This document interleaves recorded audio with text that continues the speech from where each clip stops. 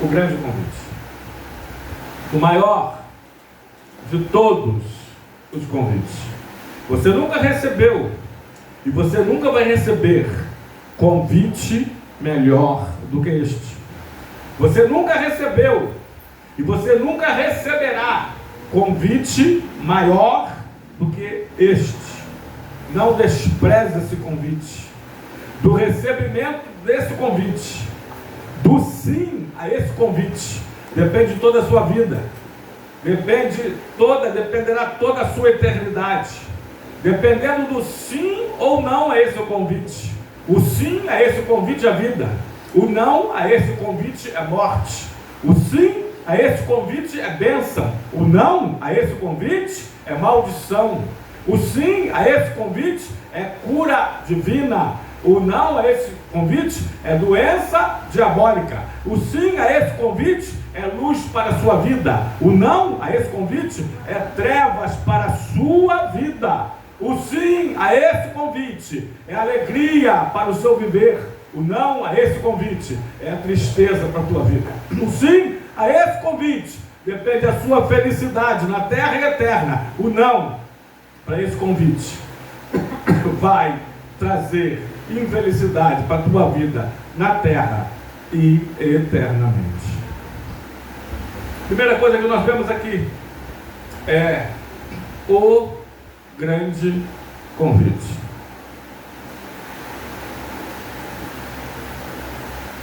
Segundo lugar, nós vemos aqui a grande oportunidade. Jesus disse: vinde a mim, ou seja, venham a mim, todos os que estão cansados e sobrecarregados. Na corrigida, meu filho, pode colocar um instantinho depois volta? Diz: os oprimidos. Vinde a mim todos que estão cansados, oprimidos e, portanto, sobrecarregados. Quem hoje não está cansado? Quantos hoje não estão sobrecarregados? E quantos hoje não estão oprimidos? Final da tarde, hoje eu estava falando com a família e pedindo a Deus forças, conversando especificamente com Tânia e Natan, ouvindo. Que o Senhor nos dê sempre forças para fortalecer outros. Que o Senhor sempre nos ajude para podermos ajudar outros. Que o Senhor sempre nos sare para ajudar os outros a serem sarados. Que o Senhor sempre nos cure para nós transmitirmos cura para outros. Que o Senhor sempre nos dê vida para que possamos transmitir vidas a outros. Amém? Porque senão você se sobrecarrega. E se você também da parte de Deus não tiver algumas válvulas de escape, você explode, você surta, você fica mais do que oprimido, conforme diz a corrigida, você pode ficar até deprimido. Mas em segundo lugar, eu destaco: o convite é para todos. Portanto, nós vemos aqui, em segunda instância, a grande oportunidade. A melhor das oportunidades. A oportunidade de fazer parte do Senhor, de ser seu seguidor, de servi-lo, de ser o seu servo, de ser filho de Deus, de entrar nos céus pelas portas, de entrar pelos portais eternos, de entrar na vida eterna e não na morte eterna. A maior de todas as oportunidades é a oportunidade da salvação, a oportunidade da redenção, a oportunidade da libertação, a oportunidade das mansões celestiais, a oportunidade de morar eternamente com Deus nos céus e não com o diabo no inferno. Portanto, em segundo lugar, eu divido com vocês, eu compartilho convosco sobre a grande oportunidade. Ele disse: vinde a mim alguns. Não, ele não disse: vinde a mim alguns poucos, não. Ele não disse: vinde a mim, somente os ricos, não. Ele não disse: vinde a mim, somente os pobres, também não. Ele não disse: vinde a mim, somente os negros, não. Ele não disse: vinde a mim, somente os brancos. Ele não divide classes como faz o Partido das Trevas, como fazem os comunistas, como fazem os socialistas, não. Ele não disse: vinde a mim, somente os crentes, não. Ele disse: vinde a mim, somente os santinhos, não. Ele não disse: vinde a mim, somente os assembleianos, não. Ele não disse: vinde a mim, somente os magros, não. Ele não disse: vinde a mim, somente os gordos, não. Ele não disse: vinde a mim, somente os americanos, não. Ele não disse: vinde a mim, somente os judeus, não. Ele não disse: vinde a mim, somente os africanos, também não. Ele não disse: vinde a mim, somente os brasileiros, também não. Ele não disse: vinde a mim, somente os da classe B, nem A, nem C, também não. Ele disse: vinde a mim todos, do mais rico americano ao mais miserável africano. Ele disse: vinde a mim todos, e isso inclui você. Isso te inclui. Imagine se o Senhor fizesse acepção de pessoas. Imagine se o Senhor separasse o que Ele queria para eles e o que Ele não queria para ele.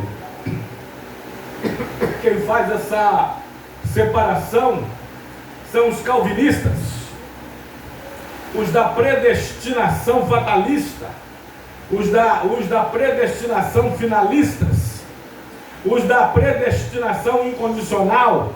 Sim, aqueles que dizem que o Senhor escolheu uns para a salvação, e a minoria, e outros, a maioria, para a salvação, né? Deus não é calvinista. Deixa eu vos dizer que Ele disse: vinde a mim todos. Isso te inclui. Você não está fora. Você não está fora desse convite.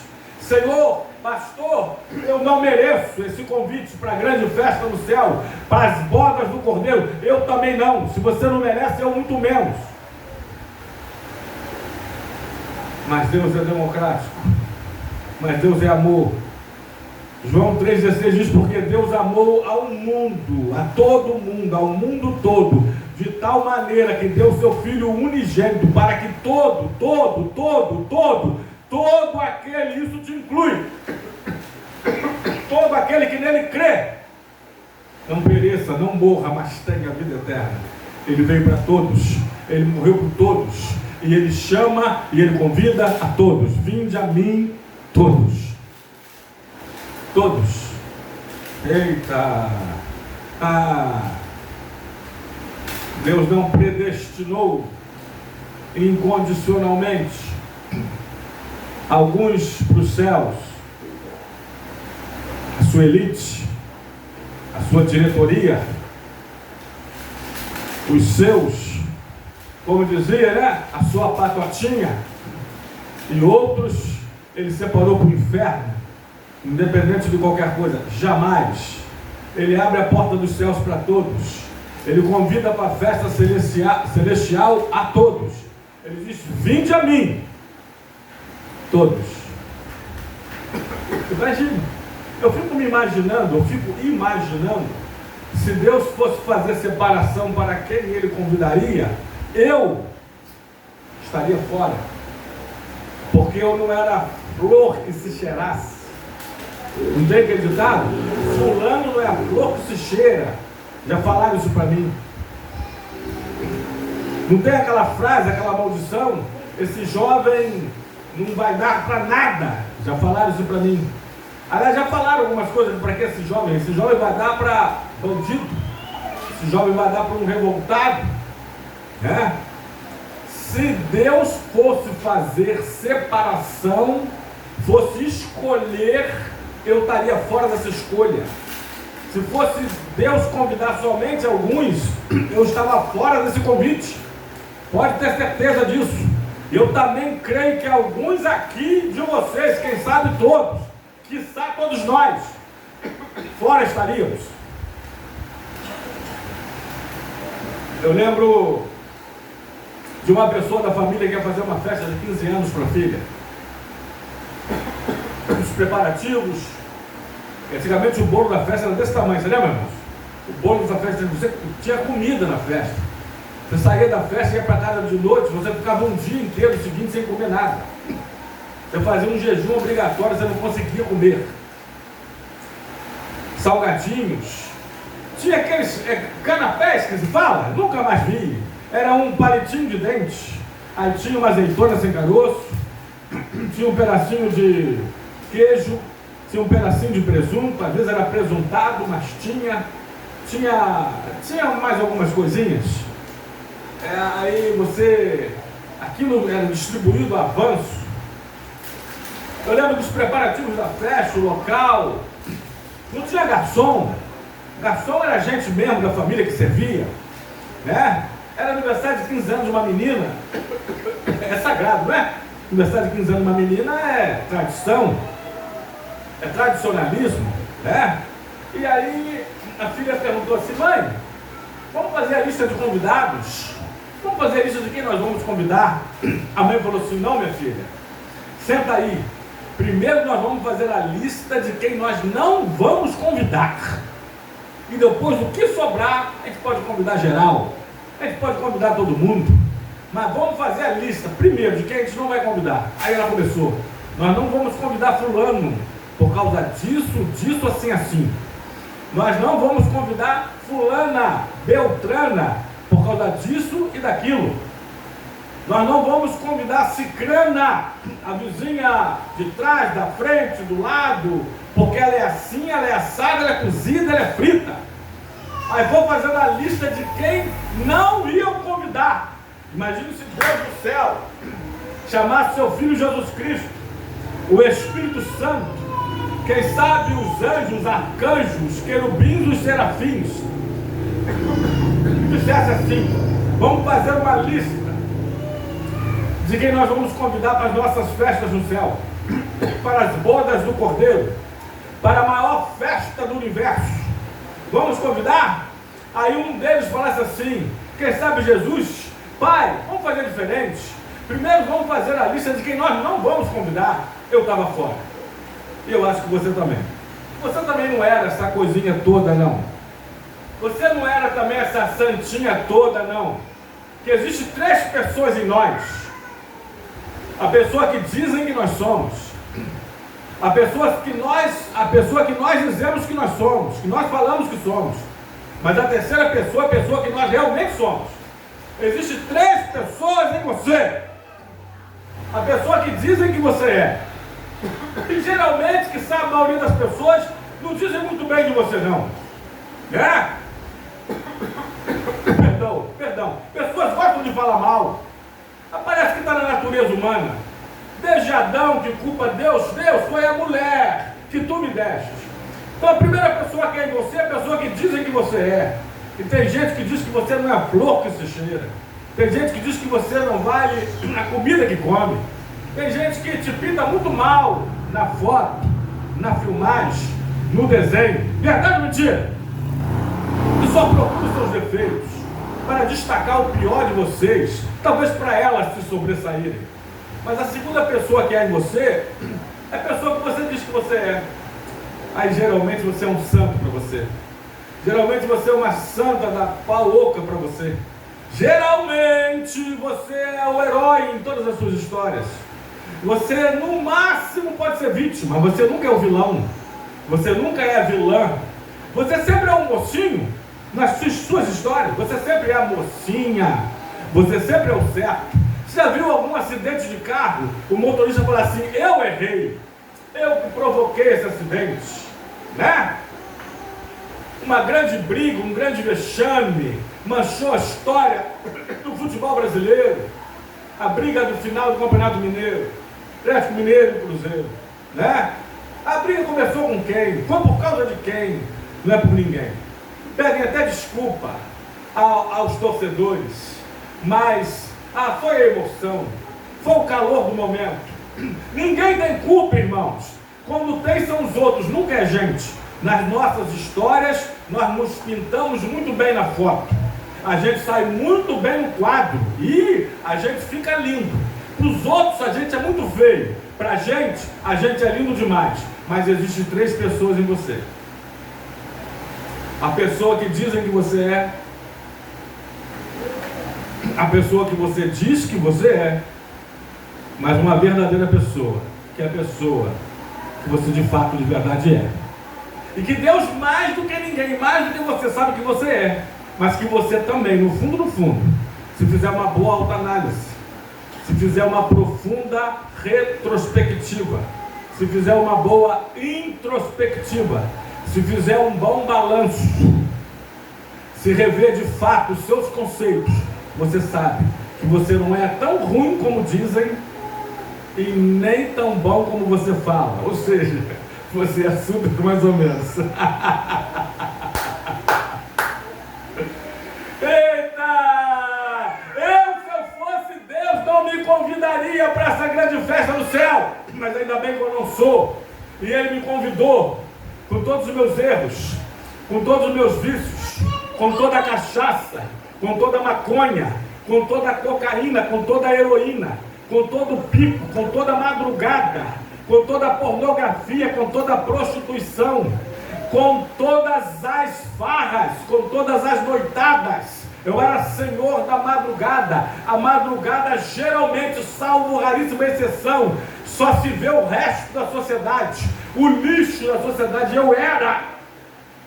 Mas Ele me chamou, vem para minha festa. Eita! Eu todo sujo, eu todo mal cheiroso, para não falar fedorento, catinguento, nojento, podre, cabelo desgrenhado, feio. Vocês acreditam? Feio. Sem Jesus Ele me chamou, vem para minha grande festa, vinde a mim, Eduardo, vinde a mim, seu nome, vinde a mim, nome por nome, vinde. Vinde para o céu. Vinde para mim que eu te liberto. Vinde para mim que eu te renovo. Vinde para mim que eu te transformo. Vinde para mim que eu te salvo. Vinde para mim, grava aí, que eu te rejuvenesço. Eita! Vinde para mim que eu te embeleço.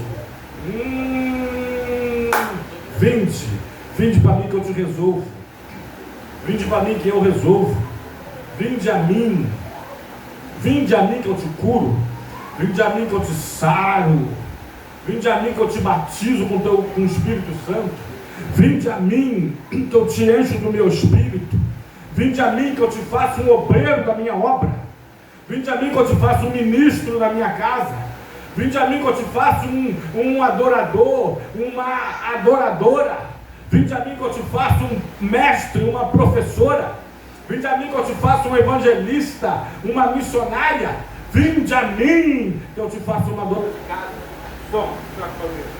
Ele pega a prostituta. Se está bom já.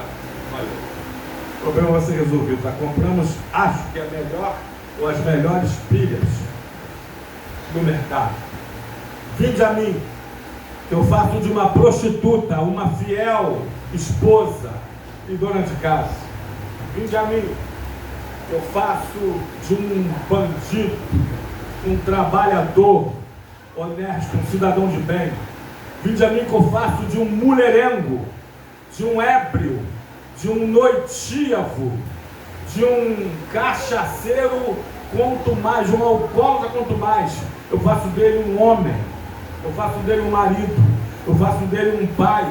Ele vai trocar o tira-gosto dos bares pelo pão para os filhos. Ele vai trocar a cachaça e a cerveja dos botequins pelos leites das crianças. É isso que ele faz.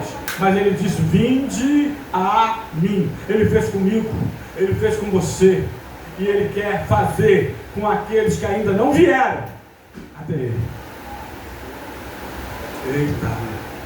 Vinde a mim, vinde a mim, vinde a mim, vinde a mim, disse Jesus. Terceiro lugar, e a gente vai caminhar para terminar.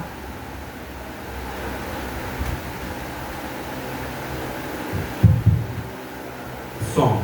Se quiser trocar, pode fazer, amor. Deixa isso aqui de reserva. Esse é o Um pouco melhor, obrigado. Deu desligado, mas tá bom. Amém. Irmãos, terceiro lugar. Primeiro lugar que nós vemos nesse texto é o que mesmo? O grande convite. O maior dos convites. Segundo lugar que nós vimos aqui foi a grande oportunidade. A maior das oportunidades Ele está te dando. De você pertencer a Ele. De você ter o seu nome escrito no livro da vida. De você, quando morrer, você pode morrer a qualquer momento, inclusive agora. E ir imediatamente para os céus. A maior oportunidade. Semana retrasada, se eu não me engano, conhecido assim, de vista, de longe, mais ou menos, novo, saúde, bem, família, tomando banho, escorregou, bateu com a cabeça e morreu. Aliás, tivemos aqui embaixo há pouco tempo, não sei quantos anos tem, Natália, né? Conhecido, famoso, dono de um bar muito antigo, varrendo o quintal, lavando o quintal, água, sabão, escorregou, bateu com a cabeça, foi para o hospital, morreu.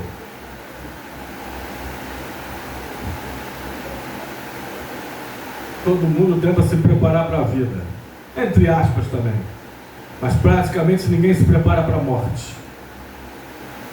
A única viagem que não tem volta é a morte. E você se prepara para uma viagemzinha que você vai fazer daqui a ali. Aqui é Niterói, aqui é Vitória, aqui é São Paulo. E você não se prepara para esta grande viagem sem volta, a viagem eterna, chamada morte. Como é que está a sua mala figurada? Como é que está a sua mala dessa viagem espiritual? Como é que está a sua mala simbólica? O que você tem que tirar dela? O que você tem que acrescentar a ela? Eita, quem sabe nesta mala eterna, para esta viagem sem volta, você tem que tirar o ódio, você tem que tirar o rancor, você tem que tirar a mágoa, você tem que tirar a tristeza, você tem que tirar a revolta, você tem que tirar os traumas, você tem que tirar a vingança, você tem que tirar a falta de liberação de perdão, você tem que tirar as injustiças. E quem sabe você tem que colocar nesta mala mais amor, mais paz, mais alegria, mais generosidade, mais justiça, mais perdão. Amém? Terceiro lugar, a grande promessa. Ele disse: vinde a mim todos os que estão cansados e sobrecarregados, que eu vos aliviarei. A grande promessa. Promessa de alívio. Promessa de paz. Ele disse: vinde a mim todos que estão cansados. E quem não está cansado? Cansado desse governo. Cansado da violência. Contei meu testemunho de livramento no final de semana. Quem não está cansado dos aumentos de preço?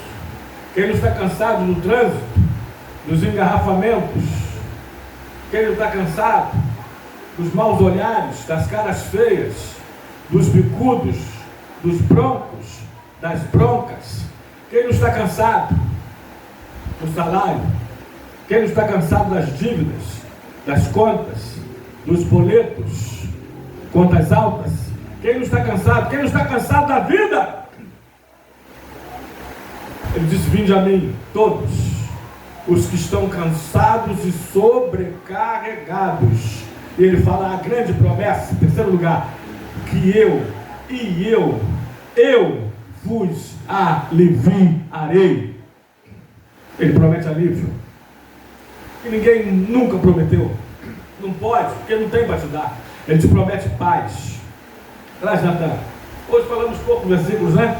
Livro de João, capítulo 14, versículo 27, Jesus fala assim: deixo-vos a paz, a minha paz vos dou, não vou a dou como o mundo a dá. Portanto, não se atemorize, nem se turbe o vosso coração. Ele diz na parte A: deixo-vos a paz, a minha paz vos dou. E ele me deu o quanto eu queria essa paz, irmãos. Eu lutava por ela. Quem conhece a minha história, não vou contar de novo, meu testemunho sabe. Eu lutava por minha paz desde o ventre materno. Vocês sabem por quê? Eu lutava por minha paz desde que eu nasci. Eu lutava por minha paz desde a minha infância. Eu lutava por minha paz desde a minha pré-adolescência, onde eu aprendi, onde eu recebi o convite e fui para fumar o cachimbo da paz. E não te dá paz.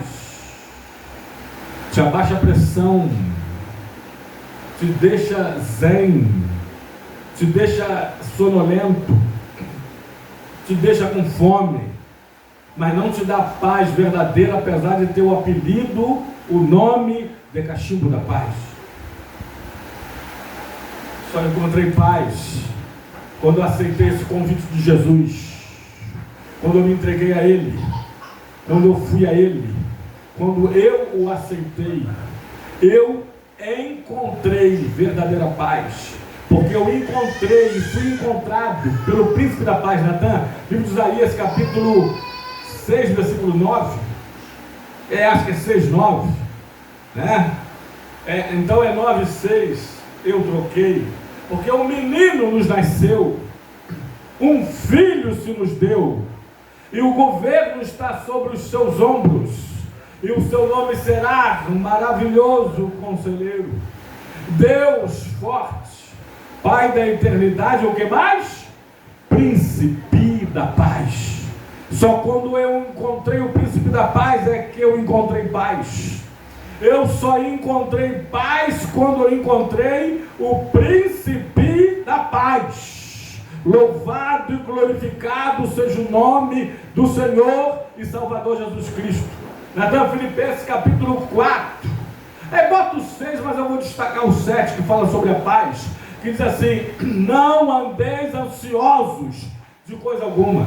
Não ande mais cansado, não ande mais oprimido, não ande mais sobrecarregado, mas que todas as coisas sejam conhecidas diante dele, pelas vossas petições, pela oração e súplica, e já com ações de graças. Não dá, canta. E já com ações de graças. Aí o 7 diz: e a paz de Deus, que excede a todo entendimento, guardará o vosso coração e a vossa mente em Cristo Jesus. A paz de Deus excede todo entendimento. Sabe por quê? Porque às vezes as pessoas de fora te olham e dizem assim: como é que pode aquele crente? Como é que pode aquela crente? Como é que pode aquele assalariado, que é um super-herói brasileiro, para viver com um salário mínimo, é um super-herói brasileiro? Como é que pode aquela irmã que mora na cabeça, no topo, no tupete do morro, não tem nenhuma máquina de lavar, é um tanque de roupa? Como é que pode aquele irmão que não tem nem um carro, nem um fusquinha, nem uma Brasília amarela, ele não tem nem uma bike, não, ele vai a pé para a igreja? Mas como é que pode? Ele transmite uma paz. Eita glória! Ele tem uma paz que eu não tenho, com todo dinheiro, com toda a empresa, com todo o casarão. Ele mora num casébrio. Eu tenho um casarão e eu não tenho paz no palácio. E ele tem paz na casinha. Como é que pode? Eu com um carrasco, ele não tem nem um carrinho, e ele tem paz, e ele tem alegria. É porque ela tem Jesus, que é o príncipe da paz, e diz que a paz de Deus, que excede a todo entendimento, e podem não entender, porque não entendem mesmo, vê por fora que não entende, mas a paz vem de dentro. Ela é interna primeiro, depois ela é externa depois, e por fim ela é eterna. Ela é interna, repito, depois ela é externa, digo de novo, e depois ela é eterna. Diz que pintaram, ou melhor, no concurso de melhor pintura, pediram para que os pintores pintaram um quadro que retratasse a verdadeira paz. Nós conhecemos essa história está aí, a maioria conhece. Alguém pintou um lago lindo, uma floresta bonita, os pássaros com as asas abertas, bico como se estivesse cantando, né? Algumas crianças brincando, cada quadro representando a paz.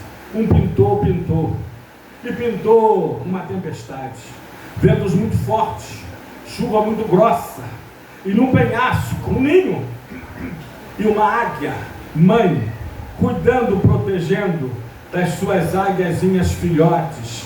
E ele disse: para mim, isso é que representa paz.